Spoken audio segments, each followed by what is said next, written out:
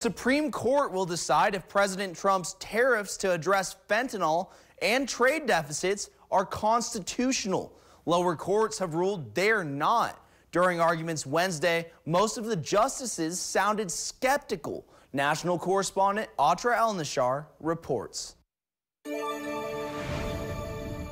The future of President Trump's tariffs, at the center of his economic agenda, is now in the hands of the Supreme Court in a case Trump says is literally life or death for our country. President Trump is turning to a 1977 law called the International Emergency Economic Powers Act, or IEEPA, to claim he has the power to impose tariffs unilaterally, even though IEEPA does not mention tariffs, and the Constitution says this power belongs to Congress. By declaring the fentanyl crisis and trade deficits emergencies, the Trump administration argues because IEEPA says the president can regulate importations, that includes tariffs, something no president has done before.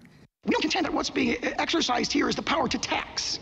It's the power to regulate foreign commerce. These are regulatory tariffs. They are not revenue-raising tariffs. The liberal and some conservative justices skeptical of the administration's claim that their tariffs are not taxes. And you want to say tariffs are not taxes, but that's exactly what they are.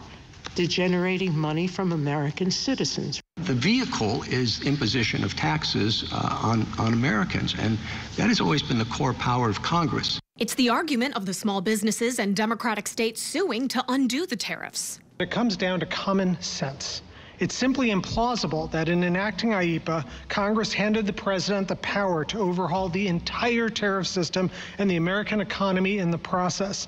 Justices Neil Gorsuch and Brett Kavanaugh, Trump appointees, challenging the argument that IEEPA does not leave the door open for tariffs. The statute says by means of licenses or otherwise regulate.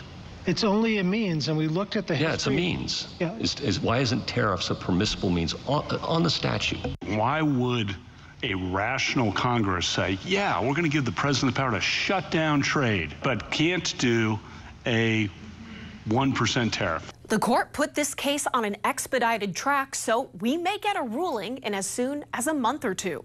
In Washington, I'm Atra El-Nashar.